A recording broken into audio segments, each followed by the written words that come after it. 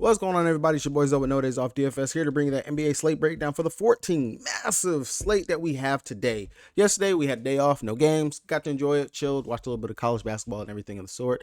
Played some hockey, man, and boy, hockey.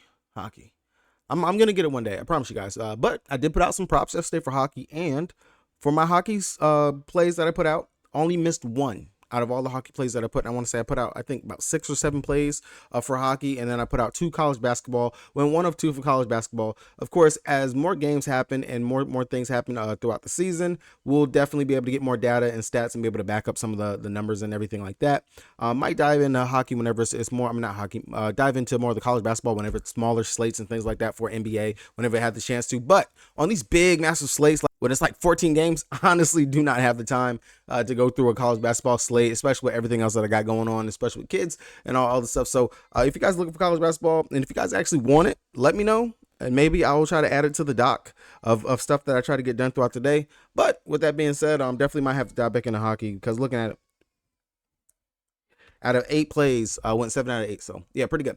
All right. Recap real quick. Monday was did good on props and everything for Monday in regards to that.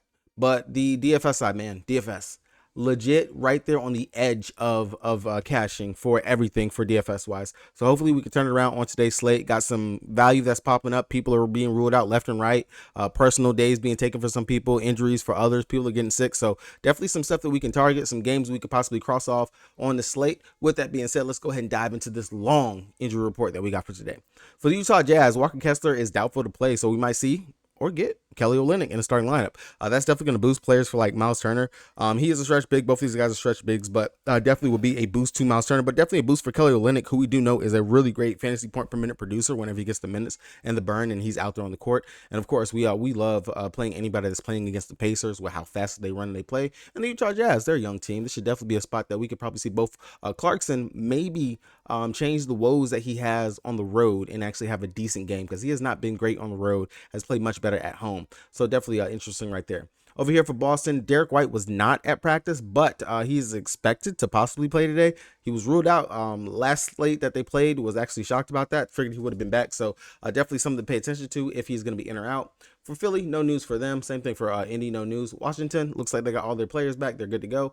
For the Hornets, Book Knight, Miles Bridges, the biggest thing is Terry Rozier. He's out. With Terry Rozier being out, I figured that Brandon Miller would start last slate that we had on Monday. And sure enough, Brandon Miller, they did go ahead and start him. Didn't look too bad. Could have did a hell of a lot better than what he did, but I mean, I guess you got to take what you get from rookies these days. For the Clippers, looks like they lost Mason Plumlee. He looks like he might be out for at least most of the season. Messed up his knee in that last game. Terrence Mann is still out, and Boston is out as well. James Harden, he's slid into the starting lineup. Played limited minutes, but the word is that he should be seeing his minutes increase with each game that he's playing. So definitely be interested. Maybe we can see a couple more minutes for James Harden, but other than that, nothing really to report for the Clippers. For the Brooklyn Nets, Ben Simmons, he's a game-time decision. Claxton and White, they're already out. Lonnie Walker is possible to play. Definitely want to pay attention about the Ben Simmons thing, because he's the biggest piece right there to that puzzle.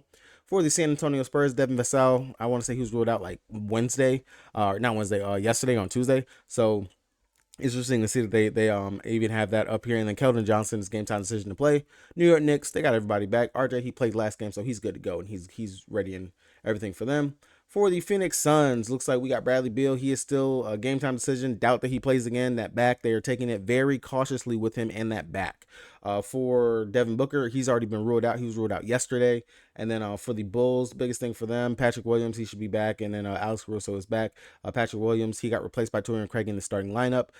Definitely some interest right there in Torian Craig, but he is more of a 3-and-D player, kind of like Torian Prince for the Lakers. Speaking of the Lakers, Anthony Davis is a game time decision. He left the last game that they played against the Heat. I want to say that he injured his hip or something like that. Came back out, played for a little bit, then left again. So definitely want to keep an eye on if Davis is good to go. With that being said, looks like one of the backup centers in Hayes is also a game time decision. That right there will shorten up the rotation. Maybe we could see more minutes for Wood if both of these players were to be ruled out. Definitely something that we will want to keep an eye on right here for the Lakers. AD goes out. That's a lot of uses. It's going to spread to everyone else. D'Lo, Austin Reeves, LeBron James as well. Over here on the Houston side, rematch from my boy Dylan Brooks after LeBron ran him out of Memphis. Victor Oladipo and Amen Thompson, both of those are still out. For Detroit, Jalen Duren, again, popping up on the injury report, game time decision. If he's out, we definitely are going to want to pay attention to who's going to start in between Bagley or Wiseman. But of course, it's been Bagley. Bagley's been all right, has not been great in the starting lineup, but at least we know who's going to start right there. And then Detroit is going to be a short team, a team that we are more than likely going to want to target DFS wise. I understand, yes, they're playing against the Bucks. So why would you want to play anybody going against the Bucks? But the Bucks are not the Bucks of old. The defensive anchor in Drew Holiday is not there anymore. And as we have seen, in which we saw last game with Cam Thomas and Mikal Bridges going out there lighting up the Bucks, you can shoot on the Bucks right now. You definitely can shoot, and that's what Detroit. They have some shooters. Killian Hayes, our boy Cecile off of the bench for Detroit. Two players that definitely will be interesting for us to take from Detroit, since they are also going to be without Jaden Ivey, Joe Harris, and Alec Burt, and Bogdan Bogdanovic. All players that are tremendous shooters that are really going to be needed for them out here on the court for Detroit. For Milwaukee, they've already ruled out that Chris Middleton is going to be out, so all the usage will be between Giannis and Damian Lillard, and we should see Jay Crowder slide back into the starting lineup for them, since he did last time when Chris Middleton was ruled out. For the Pelicans, it's already got word that Zion, he is taking a personal day, so he is not going to be playing today. Herb Jones is a game time decision. Not too sure if he's going to be playing or not. Seems like he hurt his hip last game. Jose Alvarado, Mars, CJ McCollum, of course, he's out. Trey Murphy, all these guys are out. So a lot of usage now that you got two of these starters out of the starting lineup. We should see a lot of usage for Brandon Ingram and also for Jonas Valanciunas. These are going to be your main two guys anchoring that starting lineup for them. And then, of course, Hawkins, when you don't play him, he pops off. You play him, he goes out there and just stands in the corner and does nothing. So really interesting. And then, of course, Matt Ryan, the sniper that just be shooting. For Timberwolves, biggest thing, nothing. Their main guys, they're all good to go. Cleveland, Ty Jerome and all these other bench players are out. They got their starters back. Jared Allen, minutes are slowly going up. Evan Mobley, he's good. Donovan Mitchell, Darius Garland, they're all back and good to go. Really interesting for Cleveland, because they should honestly be able to destroy the matchup, especially Jared Allen and Evan Mobley going up against my OKC Thunder. Biggest thing, Lou Dort, he did get a stinger on the hip, landed pretty badly, and well, not too bad. He did finish out the game, but landed on his hip in the last game, but he's a game time decision. I would expect Lou to play because he's pretty tough guy, and I don't believe that OKC's on a back-to-back. If this was a back-to-back, maybe they would hold him or sit him out, but I would expect Lou to play. Over here for Miami, Jimmy Butler, game time decision, but should be playing tonight. Outside of that, really nothing that we need to worry about for them. Their main guys are good.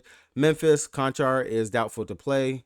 Outside of that, Biyombo, he's been slid into the starting lineup since Tillman is out. So another value-ish play that we could possibly look to. We know Biyombo is a really good fantasy point per minute player whenever he is out there on the court. For Toronto, really nothing for them. Precious Achiuwa doubtful to play. And then they should get Koloko back. Dallas, Lively got popped up on the injury report later on today, so we might be without Lively today. That would be really interesting because they're already down Maxi. So really interesting to see what they would actually do right there.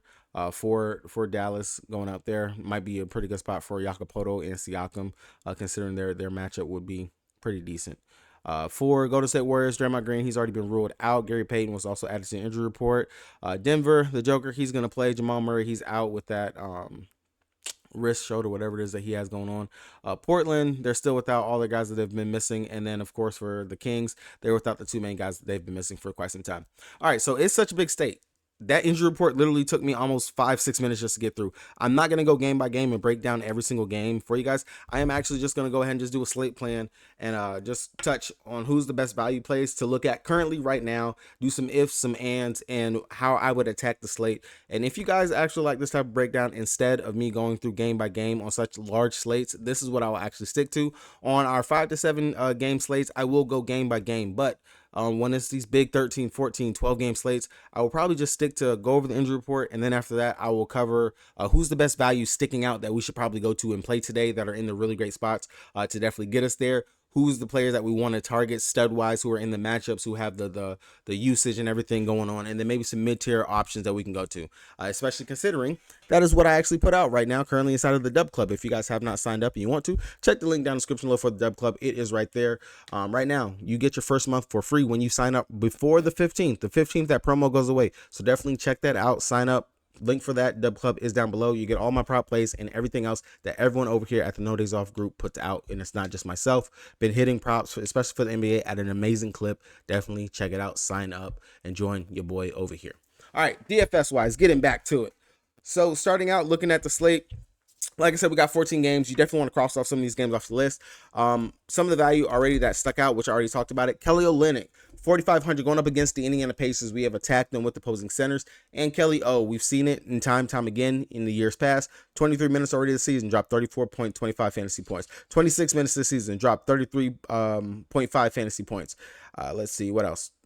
Correction, actually, has Kelly even, yeah, 27 minutes, dropped 28 fantasy points. So as we can see, whenever Kelly gets the minutes, he puts up some pretty decent fantasy points and some fantasy options. And then what better way than in a matchup right now going up against the Indiana Pacers, who are allowing over 25 fantasy points to the center position. We just seen it recently in regards to the Pacers allowing some pretty decent games to opposing centers that they played. San Antonio Spurs, Collins, Wemby, they actually had pretty decent games. The Hornets, we just saw Mark Williams pop off in this exact same spot going up against them. Cleveland, Evan Mobley had a pretty good game. Same thing. I don't believe Jared Allen was back that game yet. Porzingis did pretty good going up against Indy. So definitely a really great spot for Kelly O, 4,500. Love the price tag. He's announced started as a starter. I would expect him to start. Really great spot to start your lineup at that 4,500 price tag.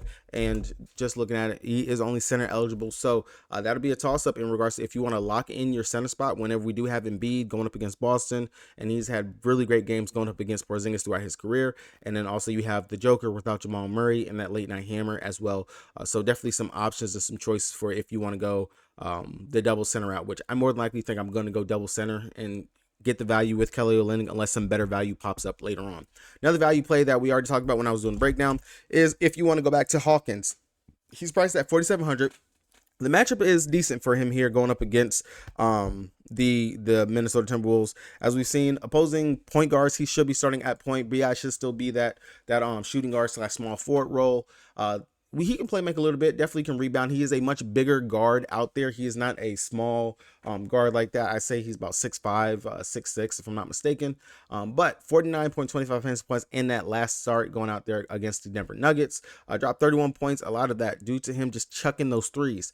With all the players that they are missing right now for the Pelicans, 2 starters missing and down and out, I would expect the shots to be there for Hawkins. If they want to stay in this game, definitely don't want it to be a blowout or anything like that. Possibly could see a really good game from Hawkins at 4,700. That's a really cheap price tag considering what his ceiling can be from him. And we just seen Drew Holiday drop 36 fantasy points. Jamal Murray before he got injured. Trae Young, both of them dropped 30 plus fantasy points. 4,700 for a guard that is in a really great spot. That is shooting guard eligible. So instead, I don't have to lock him into my point guard position. Can take him at the shooting guard spot. I definitely do not mind taking him right there, getting that value. And then last but not least, the last one, really great value. I understand that he's playing off the bench, but again, I already touched on it. The matchup. Going up against the Milwaukee Bucks, who are allowing a lot of threes. They're allowing shooters to be able to shoot. And that's what this guy Sasser does. He shoots. If you look at his game log, he's taking a lot of threes. He's taking a lot of field goal attempts for a guy that's coming off of the bench. But more importantly, these 2 games that Ivy has been missing and out, he's getting the minutes. He's at least seeing 30 minutes at 4,500. Another value play that we can look to and get to. The only thing is this one comes off the bench. Still, I don't mind it simply because he is still going to play at least about 30 minutes. And then if the game blows out, guess what? He's still going to play those minutes. They're still going to go ahead and let him develop and get him out there. He is, quote unquote, playing a backup ball handler point guard role. So I do not mind actually going to him. Hopefully we can get more of the upside with the 30-ish fantasy points that he can give. And he can definitely get his scoring back going because he really did shoot pretty poorly going up against Golden State in that last game. So hopefully Sasser can definitely give it to us this game. Now, going over to the studs, the players that I really do feel like we should be looking at, wanting to pay up for and get to. First one that I'm going to touch on is going to be Michael Brogdon playing in one of the later games going up against the Kings. Now, looking at it, the first 2 games that he has started since both the starters went down in regards to Scoot being down, of course, with Anthony Simons, blanked on the name. Anthony Simons, him being out and everything. We were seeing an uptick in the production from him off the bench already. But then, of course, when Scoot went down, now he's been thrust into the starting lineup, and they're not afraid to play in the minutes. Old man Michael Brogdon out here is playing the minutes. He's facilitating like we would expect him to do. He's also hunting for his shots, scoring as well, and giving us at least 54, 47 fantasy points in back-to-back games going up against Memphis. Now you're going to go up against the fast-paced Kings as well. Do like the spot for him. and we've seen opposing point guards, they've done pretty decent going up against them. Fred VanVleet in the 1 to 2 matchups that he just had going up against them, he went out there, he dropped 53 fantasy points in one of those 2 games in 30 plus minutes. Curry dropped 30, of course, wasn't really too needed. I want to say they actually blew them out in that game. D'Angelo Russell, 34 fantasy points was his get back game where he actually played pretty well. And then Steph Curry in the first game that they played going up against the Kings in the season.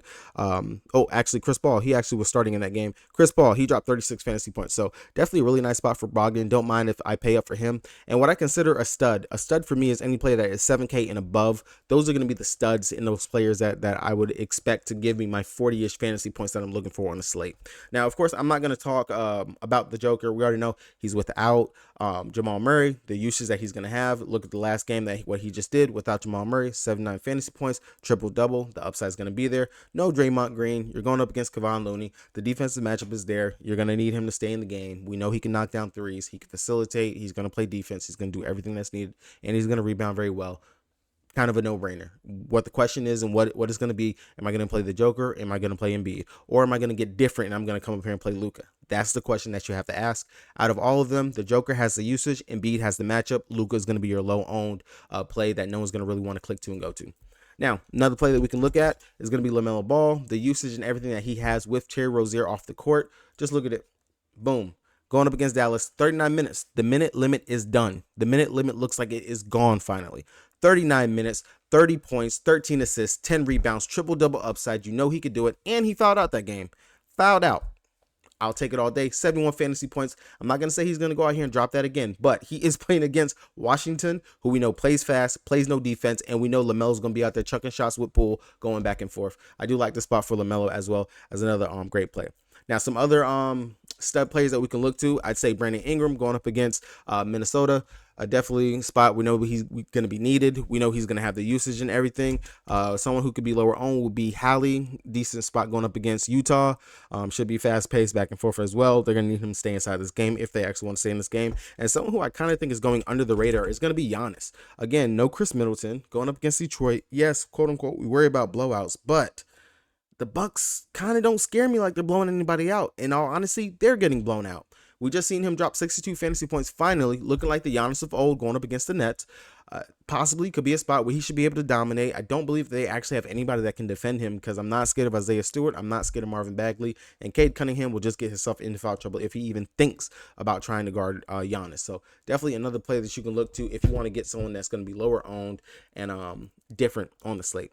Now, some mid-tier options. Mid-tier, that's going to be any player that's going to be between 5K and between my 7K range. Those are going to be the guys that I consider mid-tier options. Looking in there, I've talked about it quite a bit inside of the chat, and that's going to be starting straight out, my boy Gordon Hayward. Now, I don't normally like to play this guy, but of course, you're playing against Washington. Washington going up against opposing small forwards. They've just been giving up a ton of points to them. Jimmy Butler went off for 37 fantasy points. DeAndre Hunter popped off for 38. Jaylen Brown popped off for 58 fantasy points, and Zion himself popped off for 30-plus fantasy points in the spot. Gordon Hayward sitting at 6'6". He is technically the second fiddle to LaMelo Ball. Now, I put emphasis in this in the chat. To start the game, Gordon Hayward is going to lead this team. It's going to be Gordon Hayward, PJ Tucker, Mark Williams. Melo, he's going to facilitate. That's normally how Melo rolls and what he does to start out the games. He's going to be looking to pass. If he gets open to take a shot, yes, he'll take it. Melo normally cooks in the second half of games. That's normally when you see him. But Gordon Hayward definitely feels like he has a safe floor right now, at least giving us 30-plus fantasy points. And pretty much, I'm going to say this is every game. I don't even care. 29.5, we're going to round up to 30. So he's giving us at least 30 fantasy points. I do like that safety right there. If you don't want to get up and play Melo, you could definitely come down here and play Gordon Hayward. He's in a really great spot. And then PJ Tucker on the other side, another spot you could possibly go to, another player to consider. Now, if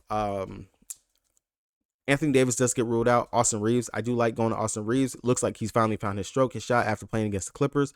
Looked pretty decent going up against Orlando. 34 minutes, 30 fantasy points. I'll take that. Going up against Miami, 40 minutes. Dropped 52 fantasy points. 10 rebounds, 9 assists, 23 points. Give me that all day. If there's no AD, Austin Reeves, he'll get vaulted up into a really great nice mid-tier option that you can go to at 5'8". Like, it's not too much, not too little. Kind of just priced just right right there. All right, that's going to really be the breakdown ish for me right there. If you guys got any questions, talk to me down in the comment sections. Let me know if you guys would like for me to just go back to going game by game, covering every single game. If you do, I will definitely try to get that for you guys. If not, I will stick with doing this on these big slates. On our regular slates, I will go ahead and cover it. And the regular slates is going to be any slate that has 8 or less games. I will go game by game. So hopefully you guys got a little something from this video. If not, I'm sorry guys. Just talk to me down in the comment section. Let me know what you want. Peace.